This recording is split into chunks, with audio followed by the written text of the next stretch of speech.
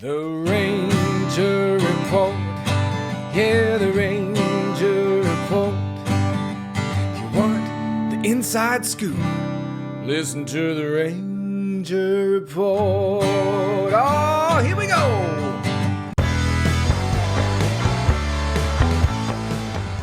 This is the Ranger Report podcast. News, insights, predictions, interviews, and information about the Texas Rangers from the major leagues to the minor leagues. And now, here are your hosts, Ben Dieter and CJ Berryman.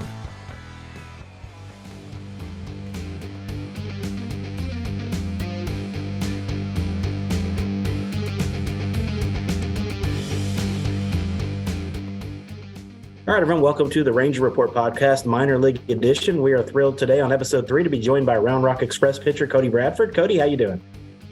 I'm doing great, Ben. It's great to have you on. Now, we'll start with last year. You were part of that Frisco championship team that you guys won it all last year. How was that experience for you, just as a player and with your teammates and all that kind of stuff? Yeah, the final run was a lot of fun. Playoff baseball in minor leagues was a lot of fun. It was like, I guess I haven't really had that taste of baseball since probably college, since being in the playoffs, where everybody's, striving for the same goal. And so it brought everybody together, and it was fun to just make that final push. And it was a little, I guess different because right at the end, they made a lot of moves with Frisco last year.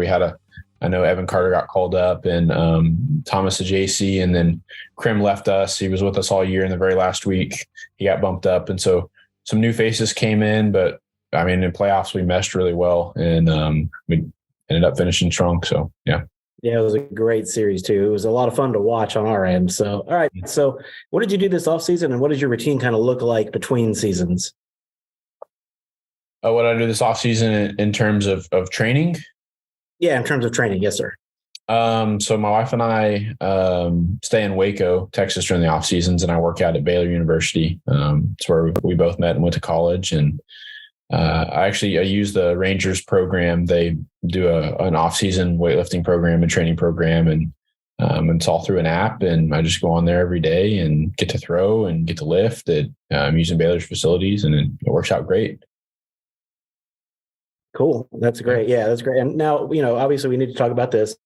You've had quite the start to 2023 in Round Rock. I know you ran into a little trouble last night in one inning and gave up one whole run. And that was probably, I know you want to do everything perfect, but that was a pretty good game you pitched last night. So what is sort of working for you this year? Why is it going so well for you through the first 4 starts?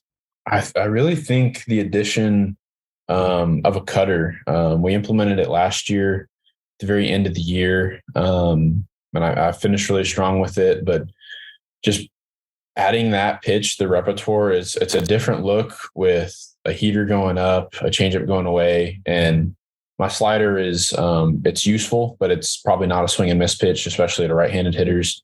And the cutter's not a swing and miss pitch either to righties right now, but it's almost a guaranteed ground ball out at this point. And so it's really given me the confidence when I need a ground ball or a double play ball, I can throw a cutter in on a righty's hands and get him to roll over. And I think I did that a couple times last night. Had the opportunity for a double play ball in that same inning where I gave up the run, but it's just baseball. Sometimes the cards don't fly your way. But I really think the addition of that pitch has helped me out a lot this year.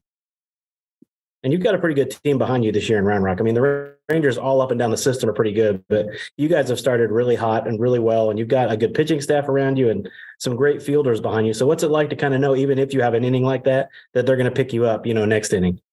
Yeah, the defense is great. You have Foscue at second, you got J.O. at short, and my old Baylor teammate Davis Nozell at third. And he's made some spectacular plays this year at third base on the hot corner and at shortstop when he gets moved over. But and I can't forget about Clint Frazier in left field. He robbed a home run last night that he kind of deked all of us. He went up and caught it over the wall and came back down and didn't show us. So we're like, oh no, like he got me. He hit a home run, and then he just picked up the ball out of his glove and threw it in, and then we all went crazy. So that was really exciting to see.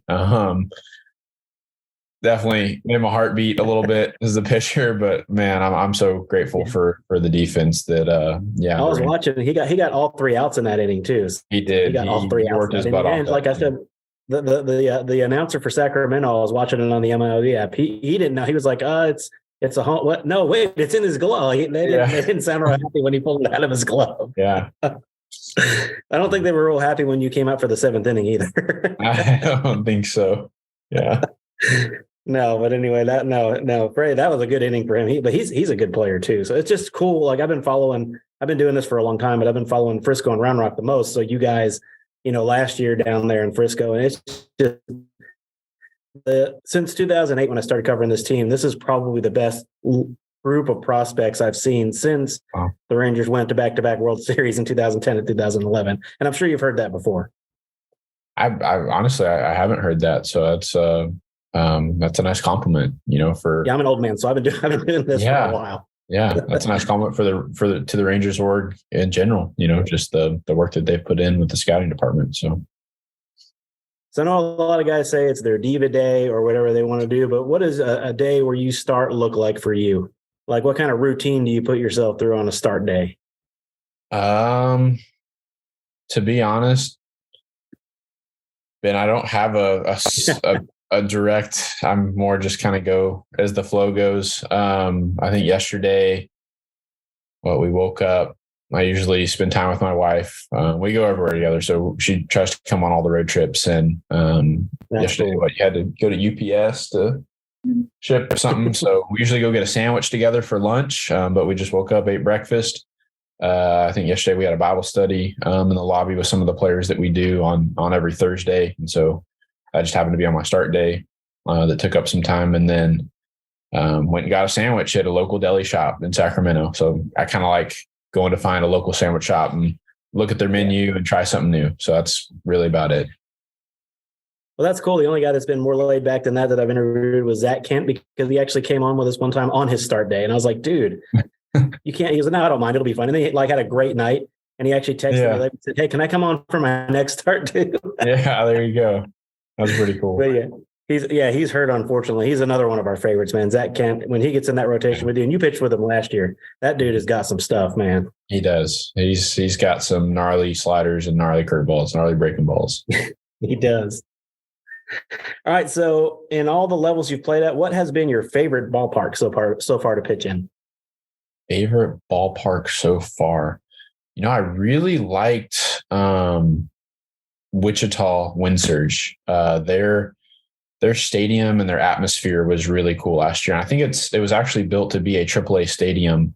We went there once earlier in the year last year, and then obviously we finished up there in the championship. But as far as the stadium and the clubhouse and just the amenities that they had there, it was really, really nice. And then the city was pretty cool as well. But definitely, Wichita Stadium was probably the nicest so far. So let's switch a little gears. You grew up in Aledo, right? Yes, sir. Of the Aledo area. Yeah. So is it kind of nice that you're not only pitching for your did you grow up a Rangers fan? I did. Yeah. Were you Astros or were you Braves or? No, I was a Rangers fan. My parents' house is probably 35, 40 minutes from the old ballpark. And I guess the new ballpark too is right next to each other.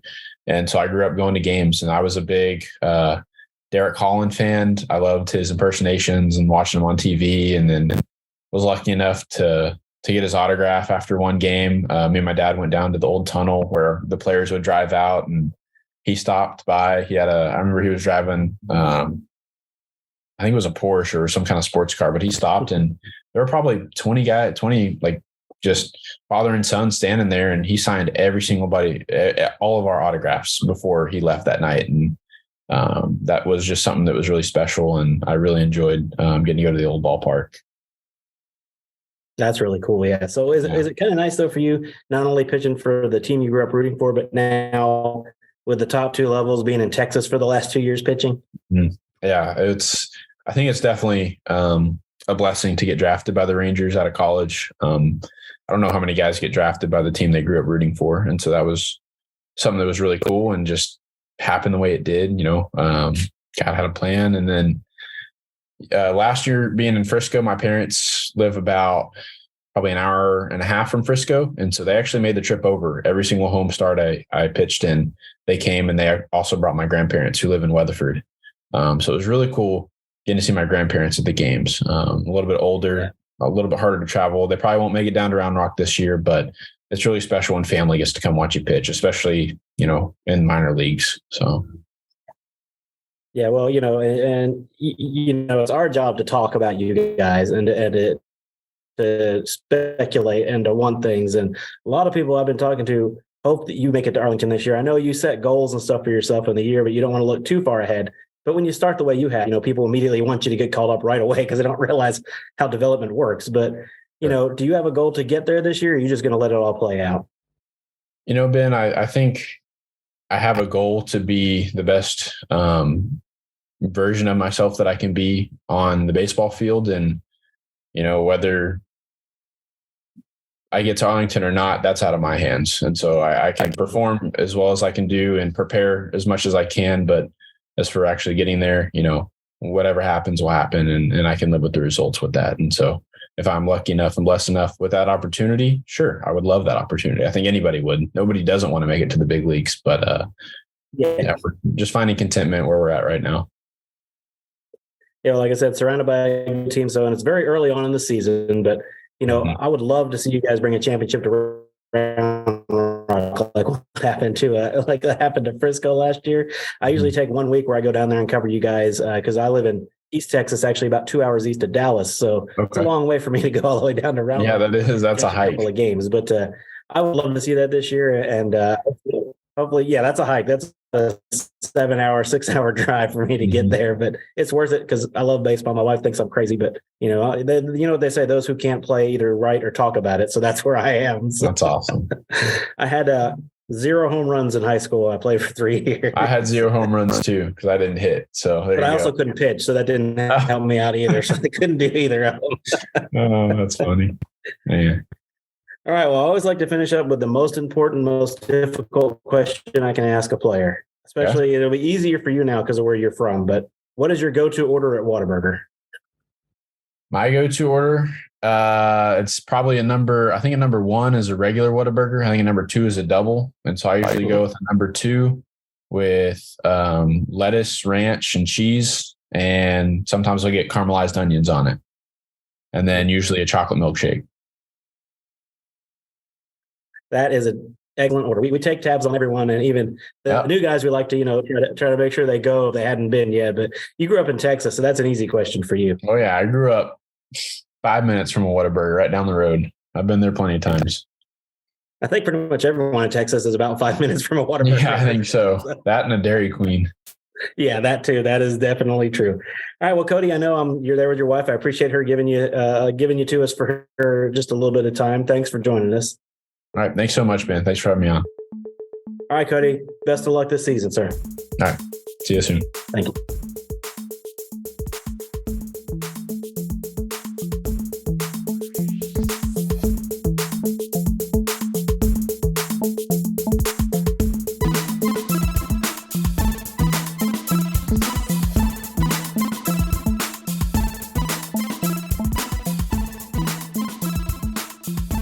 All right, everybody, welcome back to the Ranger Report podcast. Thanks again to Cody Bradford for joining us. Unfortunately, CJ couldn't be a part of that interview because, he has a real job, whatever that is. So, but he's here now. CJ, how's it going, man? I was not selling insurance yesterday. You were not? That's good. I mean, well, that's bad. I mean, I was working and couldn't get free. The main job is the main gig. So.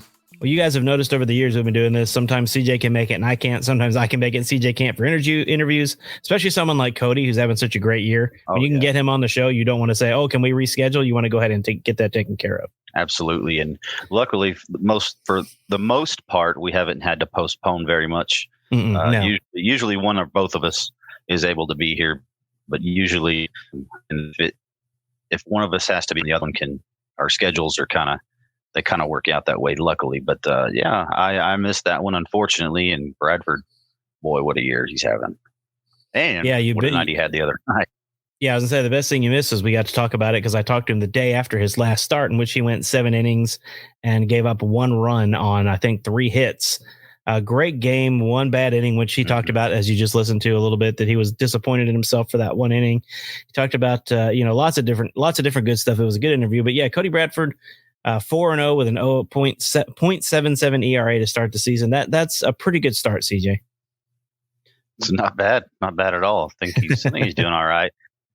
When he gave up that run, it was earlier on in the ball game, and it was his ERA ballooned to 0.99. It was almost going to eclipse that fabled 1.00 number, but nope. He settled down, I guess you could say.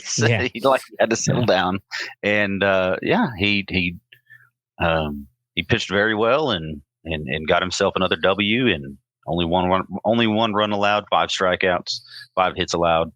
5 hits. Okay. Another Cody-esque start. I mean, and like I talked about with him, I asked him, what is different, like from the beginning of last year. Remember, he started so badly. He had a 11 ERA, I think, the first month of the season last year. We were surprised that he didn't actually get sent back down to AA after the way he started. We were, but he was in AA, I believe. Yeah, he was at Frisco last year. So, but anyway, he started. I'm sorry. Back down to single A. Yeah, we thought he'd go back down to Hickory, and he did not. Mm-hmm. But he started poorly. But this year, he said at the end of the season, he started incorporating a cutter, which he hadn't done before. He said it's not a swing and miss pitch, but it's a change of pace just enough that it throws people off, which he said is why his ERA dive bombed at the end of last year and then has started this year so well, is the addition of that cutter. Because he said his curveball is not a swing and miss pitch. He throws it maybe 4 or 5 times a game, and that's it. And the cutter is really what he's using to get guys off balance right now. And obviously, if you're 4-0 with an 0.77 ERA, it's working.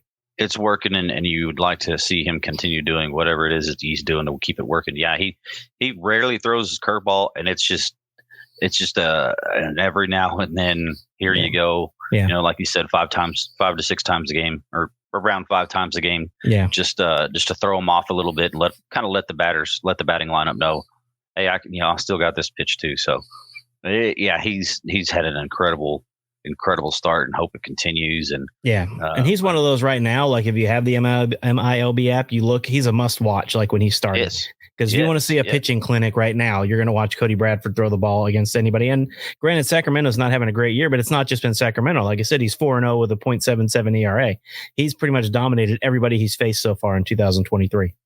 Yeah, and he yesterday he was kind of Tom Glavine, Greg Maddux-esque. 81 pitches in 7 innings. That's pretty impressive. That is pretty quality right there. That is pretty quality. Yeah, and his whole team we talked about. I mean, right now you look at Round Rock. Round Rock is sitting at, I just had it. Where did it go? 12-6. Yeah, they're sitting at 12-6, which is where the Rangers were before last night's debacle. But we'll talk about that on a later podcast episode. But yeah, this is minor league podcast. This is minor league. 12-6. They're sitting at 12-6. They've had some good starts. Kyle Cody did better last night. He started kind of rough, but he had a good start last night. They have a lot of higher ERAs in that starting rotation to begin the year, but they're still 12-6. So obviously they're not having any trouble hitting the ball right now. No, and you mentioned pitchers. John King had a real bad start to the season, but he has been able to see, as of the other night, he got his ERA back down to 3.00, which is where coming out of the bullpen, I think you want to see a John King be. Yeah. Maybe, I mean, obviously the lower the better, but you probably expect him even in the majors to be around that 3 mark, maybe between 3 and 3.5 in the majors. But if he can dip that a little below 3 in the majors, then great. The more the better. He's another left-handed bullpen arm. Yeah. So they're waiting on, these guys are waiting on somebody on the major league level, and God forbid struggle. And right now, collectively, I think Ian Kennedy has probably been worse for wear for the bullpen. Yeah. I don't know what their thoughts are on him. Well, and Cody Bradford could jump into the bullpen too if the Rangers want to try that, but I wouldn't do that right now personally. No, you want him. Yeah, you want him in there as a starter. Keep him, keep his arm built up in that starter role. That way, just in case something happens. And thank God the Rangers have gotten lucky, or I don't want to say lucky, just they got blessings, I guess you could say. Yeah. possible what seemed like maybe, could be scares, long-term scares with both DeGrom and John Gray. John Gray taking that hit off the elbow, and then DeGrom with the wrist soreness, and they're supposed, John Gray pitched last night, and DeGrom should be making his next start. So, yep. And another guy to mention at AAA when you're talking about pitching right now would be Joe Barlow, who has thrown 5 innings, given up no runs, and struck out 5. So he's thrown five strikeouts in 5 innings, a strikeout per inning, no ERA. He's given up no runs. He's only given up 1 hit. I'd say, he's doing what the Rangers wanted to see him do down there. He's starting to get his dominant stuff back again. Yeah, and you just want to see. I mean, it's great that he's obviously locating the ball well because his velocity's been down. But if he can just go back to doing what he was doing before, he didn't seem to when he was pitching in high leverage situations. Yeah, when he was up with the Rangers and actually, due to some injuries, earned the shot to be the closer and did well in that role too. He didn't seem fazed by it. It just something got to him, and he hasn't looked the same, I guess, body language wise. Well, and the batting average against right now at AAA is .063. Yeah, so he's doing something right, obviously. Yeah, obviously. And at the major league level, you want to see the velo come up. So, but the Ranger bullpen has proven that thus far that, I mean, you don't have to throw 99 to be successful. You just would rather have that come stretch time and playoff time. But that's good to see as well. There's I mean, we're going to tout Frisco, and everybody's going to tout Frisco because they are loaded. Yeah, loaded. But Round Rock also has a very stout roster. Yeah, I mean, JP Martinez, Blaine Crim, Justin Foscue, Jonathan Ornelas. JP Martinez, 353 batting average. Yeah. 1,033 OPS. Yeah, 353 batting average, was 2 for 5 last night with a stolen base. He's got 9 steals as well. Yes, he does. So, yeah, he's 27 years old, so he's hitting. I should say he is hitting. He has hit that make or break mark because he has. Think about guys like Nathaniel Lowe, who are 28 years old and have now become established. I mean, that guy won a Silver Slugger. Already. By the time Nathaniel Lowe was JP Martinez's age, he'd already won a Silver Slugger. So you look at him; he's old for a minor leaguer, and you want to see him make that next step. And there's 2 guys that he could come up and replace in the outfield if they start struggling hard, and one of them that is right now, and I hate to say it, is Bubba Thompson. Yeah. So Martinez could get that opportunity to come up and be the 4th outfielder / left fielder. I mean, however they want to do it. Yeah. And I'd be happy to see that. I mean, I would hate to see Bubba get sent down, but if he can't get on base, it really diminishes his value, even though defensively he's superb. But JP Martinez is also very good in the outfield. So correct. And they played together with Josh Stowers in the minors. That was a 3-man outfield: Martinez, Stowers, and Bubba Thompson. And good Lord, I mean, no balls were falling. It's just that outfield depth and outfield speed that the Rangers have produced has been a godsend as well. Yeah, and Stowers, he was good. But speaking of that, let's move down to Frisco, and a guy that everyone on Twitter, all those people that are very into baseball or not very into baseball, all of them together are all saying the same thing, except for a few of us, is they want Evan Carter to be in the majors now, the 20-year-old. The last guy I can remember that had this kind of hype was Jerkson Profar, and didn't work out for the Rangers. He's been a fine major league player, but not what everyone thought he was going to be when he was 20 years old. Elvis is the last successful one that's come up at that young of an age. But Evan Carter, I mean, the dude is out of his mind right now playing, but I still think he needs some development. We had a scare last night with getting hit, but they said it was, precautionary. Yeah. Pretty much a star minor league player. Yeah. You want to take all the precautions you can. You don't want him having a long-term injury. Number one, he's like you said, he needs more at bats. He needs more time on the field and at the professional level, lower levels. Yeah. Your Mike Trouts and your Ken Griffey Juniors and guys like that.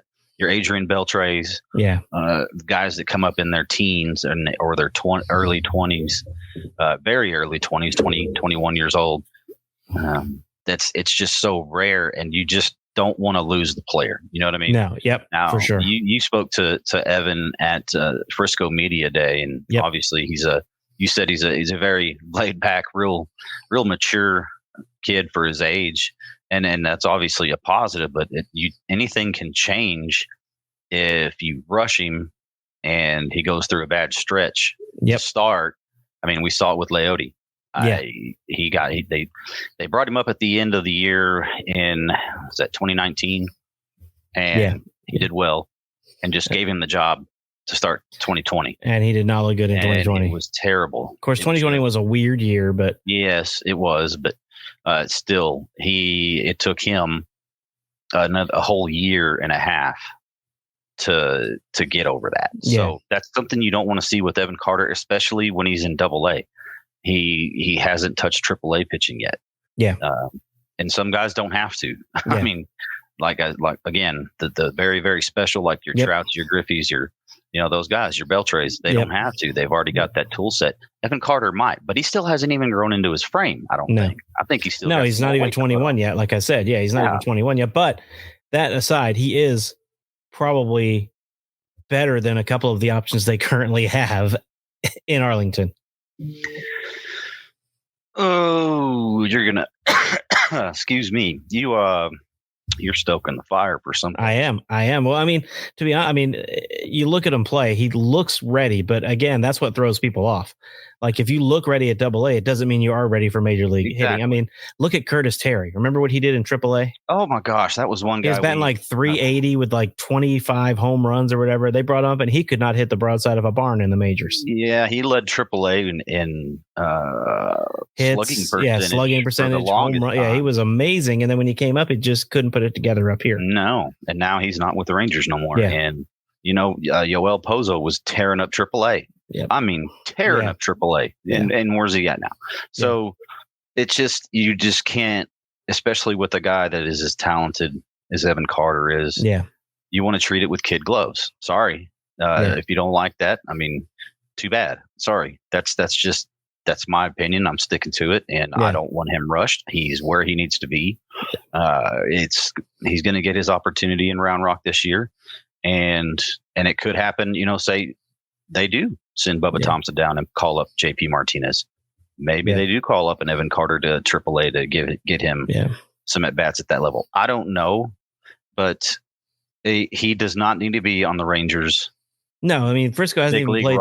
Frisco hasn't even played 3 weeks yet into a season. Yeah, so the clamoring, it's justifiable because of the talent and what he's doing, and a lot of people will look at those numbers and just say, "Geez," and folks will, your casual fans that know, kind of what's going on, will go to the ballpark and watch him play and think this guy's ready to be. Well, if he was ready to be there, he'd be there. Yeah, I trust our evaluators. I think they do a great job for the Rangers, especially especially since 2019. Yeah, I mean, of course they're going to miss here and there, but I think if they don't think Evan Carter's ready to come up, then he's probably not ready to come up. But again, he's one to keep an eye on for sure at the Double-A level. And if you live in the area, you should go watch Evan Carter play along with all the other, like you said, Frisco's the most talented team in the Rangers organization, in my opinion, and your opinion. They're the most loaded. Yep. I speak for you. You speak for me.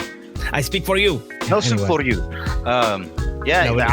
That's the truth. I mean, it's God honest truth. Yeah.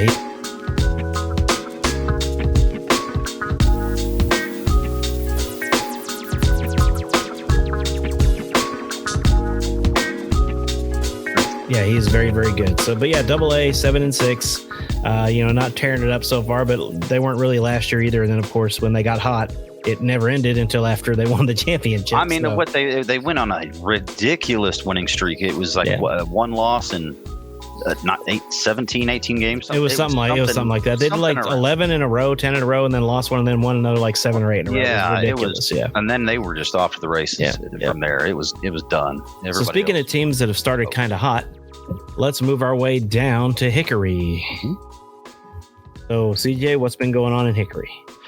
Well, the other night we talked about Cody Bradford. for how he's been at AAA. Well, the Hickory Crawdads have a guy named John Stephen who went the other night and had himself a hell of a game. Yeah. Just 2 starts, 2-0 with a 0.75 ERA and a 0.75 WHIP. Pretty good. And and the they other night, are 7 innings, 7-4 overall. hits. Yeah. Yes, 7 hits, or excuse me, 7 innings. Yeah, 2 hits. Yeah, of 2 hit ball, no runs, 3 walks, 10 strikeouts in a Greg Maddux-esque 83 pitches. It was, that's incredible. 10 Ks, for that. 10 Ks in 7 innings, and you only throw 83 pitches. You are on. And Jay Seasley, a guy that we've had our eye on for a couple years now, and we definitely have our eye on seeing if he's going to make a push up into the higher echelons as far as the minor leaguers go. He was 3 for 4 in that same ball game. So, and he's got speed. He had his 3rd steal that night. That was on the 21st, or that was the 20th. I'm sorry, that was 20th. So that was Wednesday. Or the Thursday. I don't even know what day it is today. So it's hard to keep up. Today's Saturday. I think today's Saturday. If it's not, then I'm in trouble because I'm supposed to be at work. But I'm pretty sure it's Saturday. No one's called me. No one's called me, so I'm pretty sure it's Saturday. Yeah, no one's blowing up my phone. So. So it's probably Saturday. No, but they have definitely started at Hickory, and they had those spells. You remember when Blaine Krim and Justin Foskey were down there, and they had that tear where they were scoring like 14 runs a game. And Josh Smith and Ezekiel Duran. Yeah, think about that team at Hickory, man. Good gracious. Well, and going back to the team current, last night 16-4 win. Yeah, Mitch Bratt, unfortunately, 4 2/3. He needed another third of an inning to get the win, but couldn't quite get there. But he was 4 2/3, 4 hits, 2 runs, 1 walk, 5 strikeouts. His ERA's at 3 right now. Spencer Mraz, 2.84 ERA out of the pen. Max Acosta, another guy that we've had our eye on. 2 for 4. He was 2 for 4 last night. He's got a 317 batting average. Josh Hatcher, infielder, played first base and stole a base, his 4th of the year. Yeah, and he's hitting 317. So, and Cody Freeman at catcher, 2 for 6. They are they're the Hickory. I'm excited about what Hickory's going to show us this year too. And we should probably talk about the guy who's on the mound tonight for Hickory. Yeah, maybe Kumar Rocker guy. Yeah, that guy that's 1-0 with a 0 ERA and 12 strikeouts in 8 innings. Yeah. Mm-hmm, that dude. It's his first home start. So if you're out at Hickory, get yourself to the ballpark. And you know they are. I bet you Hickory. Oh, I bet it'll be packed tonight. I bet it'll be packed tonight. Yeah, I bet it'll be packed. If I lived in the area, I would go. I mean, I've gone to a couple lighter starts, and if I lived in the area, I'd go see that. When I was in Round Rock, I was so excited. You remember last year I got to see Cole Reagan's first Round Rock start last year, and it was amazing. So, I mean, anytime you get to see a first home start for a guy who's touted as highly as Kumar is, it's great. And also, I believe, if I'm not mistaken, that game will be on the MILB app tonight. I believe so. I believe that is double true. Check while you're talking. But yeah, he's had a fantastic start to the year. Yes, sir, he has. And there's a lot of pitching that's showing up in the lower levels, such as down east and Hickory, and not guys that aren't super big names. There is another big name that we're about to talk about when we go down to down east and talk about them. But it's just I can't even. I'm smiling right now just because these guys are so fun to watch in the minors as well, and you and I love watching them. What was it, a year ago? You were watching every game. You had Round Rock on one device, and I had Frisco on the other. Frisco on the other, and then on the TV you had the Rangers game on. Yep. Well, speaking of that, sorry, they are not on the MLB app tonight. I forgot Hickory's one of the ones that doesn't have. Oh, that's right. Video cameras. And if they're on the road, they're on TV, but they're at home, they're not. So, unfortunately, Kumar's start will not be on TV tonight. More than excuse for y'all to get out to the ballpark tonight. Yeah, if you live in the Hickory area, if you live in that Carolina area, you should go see him. Yeah, go see Kumar. And they need to move that to East Texas, maybe, that team, and generally about an hour and a half east of Dallas, maybe, where I live. where a lot of tornadoes were happening the other night. Yeah, that's somewhere around there where I can go to just hop over and watch some games because I'm tired of 2-hour drives to see Frisco and 6-hour drives to see Round Rock. It beats my drive. That's true. Amarillo, you're a little. You have a team there at least. I don't have one. The closest team to me is 2 hours. So yeah, I don't have to go far to see Frisco when they come to Amarillo. No, you do not, which is soon. But anyway, we're talking about Hickory. Yeah, so I think Hickory. I don't know if they're the second most talented team. That could be Round Rock, but it's a toss up between the two. Yeah, that's a tough. It's a toss up. We'll let the season play out, right? Yeah, right now I think that's a toss up, and then let's move down to Single A, down east Wood Ducks, who have not had a fantastic start. It's not been awful, but it's not been fantastic either. Yeah, the low A down east Wood Ducks right now they are 6-6. Last night they did win 4-3 over Carolina, and big name Brock Porter got the start for down east. And he threw 64 pitches in 4 innings. His ERA right now sits at 3.38. But the most impressive thing here, he only allowed 4 base runners. He did walk 3, so that's why he didn't. That's why the pitch count was high. But he also had 7 strikeouts in 4 innings as well. So for someone his age, he's right out of high school, right? Already in Single A. You expect a little bit of hiccups, a little bit of road bumps. Like walks and things like that as he tries to figure out these hitters and these umpires and all that. But Brock Porter he might be the most talented pitcher in the Rangers organization, the most talented prospect. He might be right now. I don't know. Over Kumar? He might be. He's younger. It's going to take him longer to get there, but he's got maybe. I guess you might be thinking higher ceiling. Well, he was projected. Yeah, he was projected to go long before Kumar in the draft, but he didn't because they knew he wouldn't take the money because he wanted to play college ball or wouldn't take less money. And then the Rangers worked it out between him and Kumar. So the Rangers easily got the number 1 and 2. We've already talked about that, but the number 1 and number 2 pitching prospects in that draft. It was brilliant on the front office's part. That blew everybody's mind, including ours. I mean, when they got Porter, I was like, say what? Yeah, Kumar shocked me, and then Porter shocked me even more. It was pretty amazing. Yes, it was. It was something to behold. And Mikey's going crazy. Mikey had something to say there. Yeah, Brock Porter rules, doesn't he? Yeah, that's what he was thinking. But no, I mean Porter, another one down east. If they're on TV and he's pitching, get a chance to watch him. These are all guys you're going to see. I mean, all right. So unless you see like a blockbuster deal, and I don't even know who they would bring in, you're not going to see Evan Carter and you're not going to see Kumar Rocker and you're not going to see Brock Porter get traded. They're eventually going to be on this team. They're going to replace guys like John Gray and Andrew Heaney and, Martin Perez. Unfortunately, one day they're going to replace these guys in the rotation when they're ready. And I, again, a blockbuster deal could come along to get rid of them, but I don't see the Rangers wanting to part with any of those guys right now.